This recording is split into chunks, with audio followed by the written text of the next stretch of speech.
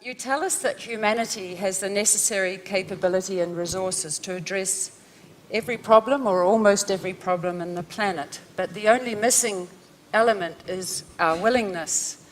And I think that you work to kindle this willingness within the millions of people who follow you, and they work to extend their hearts, their heads and their minds to the betterment of humanity. Here at the World Bank, and I know there are colleagues here from the IMF as well, we also work to this goal. And I think by definition, because we work in development, we're all optimists. So I'd like to start by asking how we can work to make the world a better place. You're in a room full of economists who look at poverty through the lens of numbers, statistics.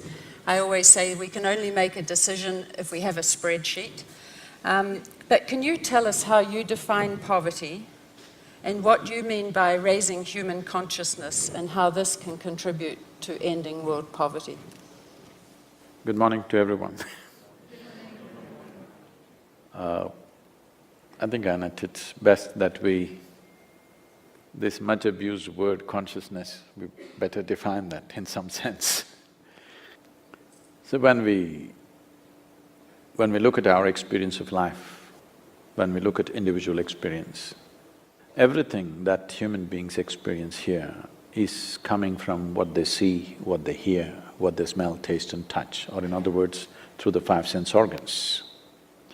Five sense organs, in the very nature of things, can perceive only that which is physical.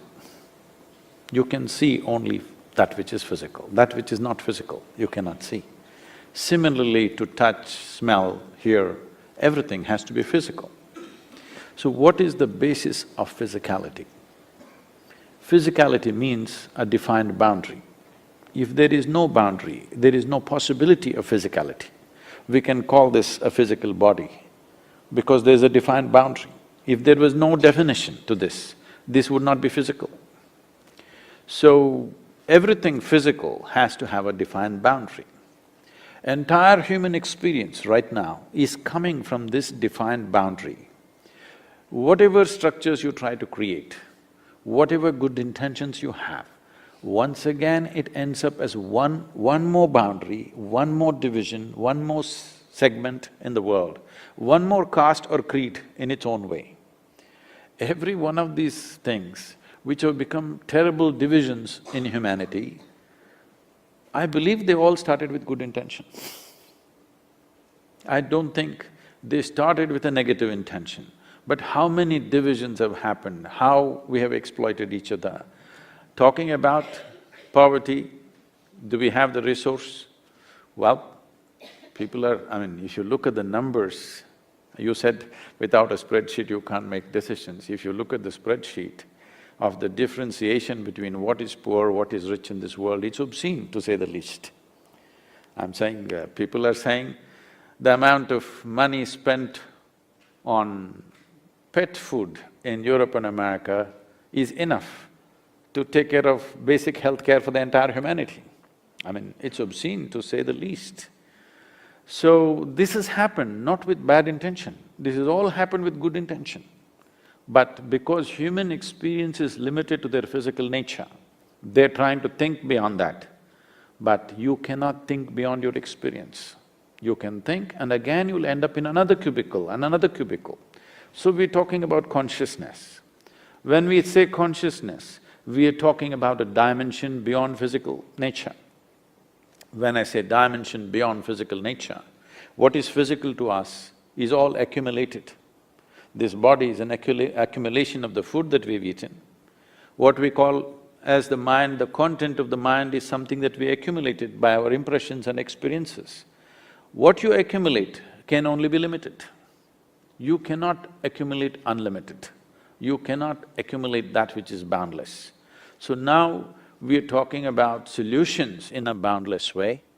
When we talk about solving problems seamlessly without thinking who is you and who is me, we need an inner experience which is beyond our physical nature.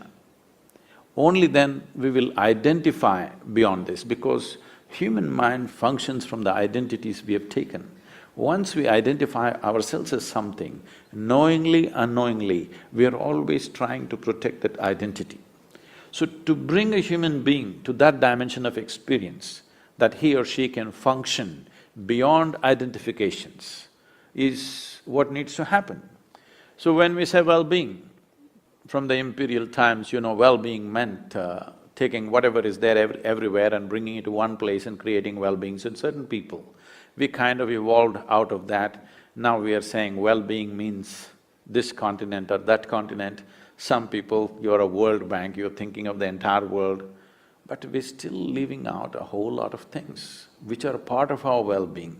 The well-being of every creature on this planet, the well-being of every tree and plant, the well-being of every microorganism is connected with our well-being. This is not ecological awareness, this is consciousness. If your experience of life was beyond the limitations of your physicality, you would just know this by experience. When you know this by experience, you don't have to generate intention, you will just do the right thing. We have to bring the world to that place, that's a long way, but at least we have to bring the leadership in the world to that place. When I say leadership, it is only a question of maybe 5,000 people on the planet. When I was at the Economic Forum, they asked me, Sadhguru, if there's one thing we can do for you, which will change the world, what is it? I said, I will name 25 people. You give them to me for 5 days. You will see in 3 years, you will see a significant change on the planet. They asked, who are these people? I named the 25 heads of states of the major nations on the planet. Give them to me for 5 days, you will see everything will change because there is money, there is resource, there is technology, only the intent is missing. But the intent is missing not because of bad intentions, not because of some evil in their minds. Intent is missing because there is no larger experience within themselves.